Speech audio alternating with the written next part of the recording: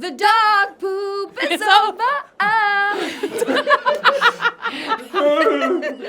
Guys, it's great to be here. The movie is phenomenal. It's always so much fun. This time, obviously, centering around Rocket's sort of origin story and you as a group of mates helping it out. And I don't want to do too many spoilers, but one of the things is that Rocket's brain turns out to be very important.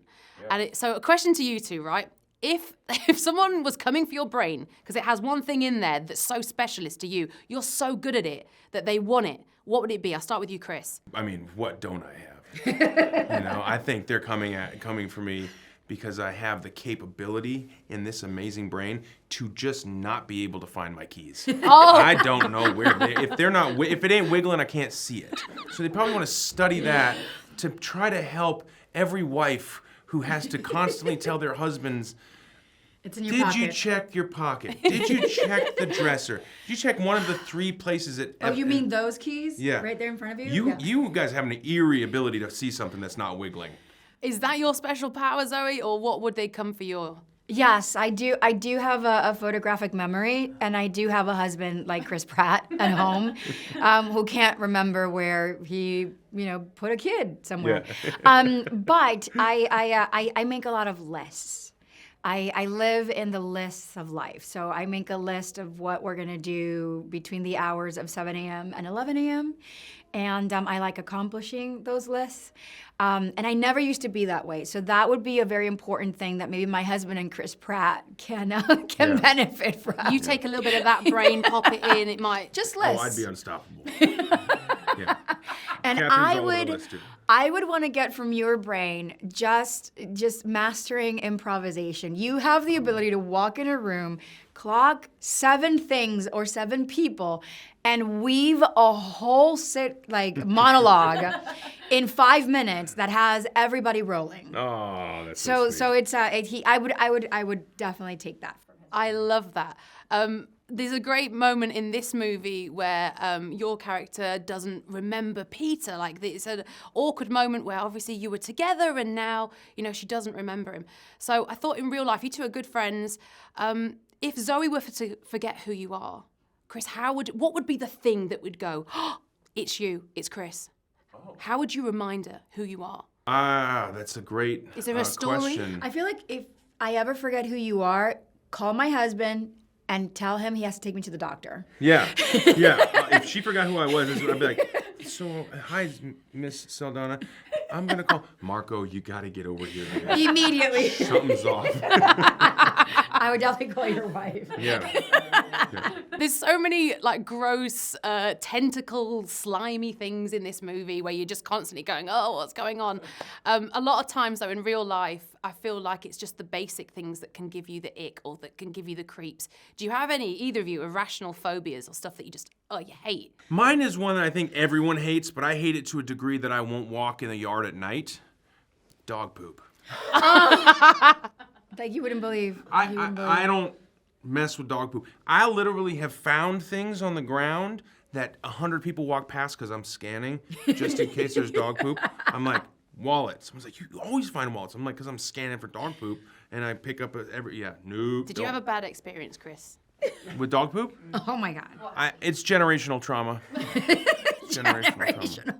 So you guys are professional, poop steppers. Well, no, you want to know the truth? Steppers. My mom told me a story when she was younger. Her rotten uncle, or her rotten brother, Chuck, my uncle Chuck, rest in peace. You're not rotten, you're amazing. But when you did something bad, when they were young, they dug a big hole and they filled it up with dog poop.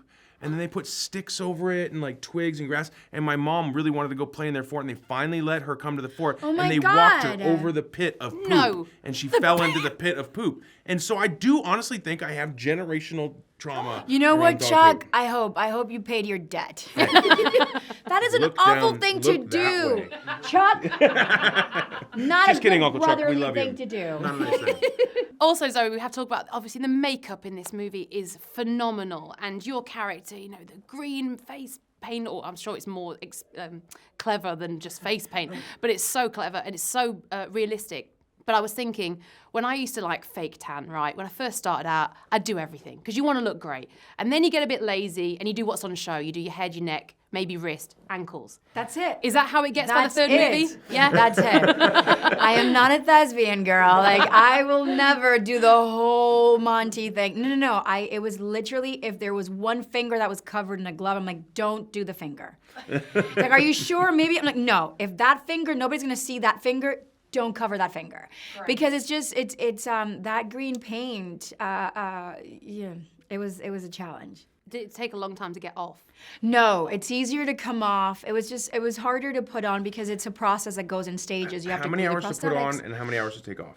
I would say by volume 3, we got it down to 3 hours. 2:45, 3 hours. It's pretty good. Yeah, we started at 5 in volume 1. 3 hours to put on. So And it was then like 5, 40 and then minutes. 4, and then 3. Well, 40 minutes to take off because you open up a bottle of wine. I'm trying to think of how many hours you sat in makeup. So let's say the average median was around 4 hours, right? Yeah. And you did Times 57. 100 work days Yeah. on 3 films. going. That's 12,000 hours 12,000 hours in in makeup. That's it. Yeah. Wow. You did 12,000 I mean, hours. that's a graft. There's a moment as well, obviously I was saying before, your character Gamora, she can't remember the team that she's with. It's to do with being like a past version of herself. And when you're with Groot, you suddenly can't understand him anymore. All you hear is, I am Groot. The rest of the team, you can translate him, you know what he's saying. I thought we could maybe try this in real life, okay? I've taken some of the iconic soundtrack. I've taken the songs. We've replaced one of the words with Groot. I want to know if either of you can finish the lyric. Okay. Are you ready? Great. Hit it. Have a go.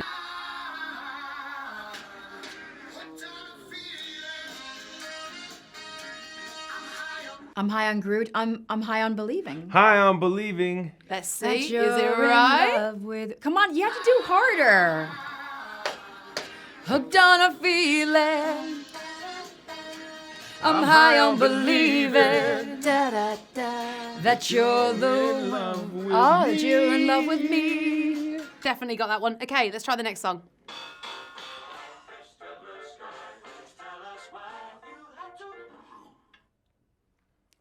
I don't know the lyrics to Mr. Blue You Sky. had to go? Had to.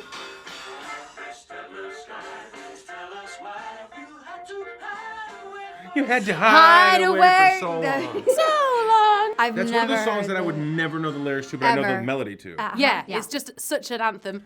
Mr. Blue Sky, please tell us why you had to hide away. For so long. for And so then long. so So long. I'll tell you why.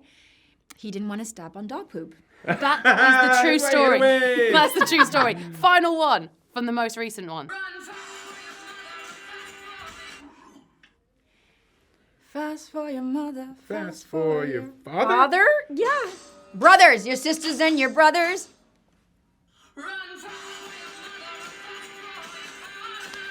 Yoo-hoo!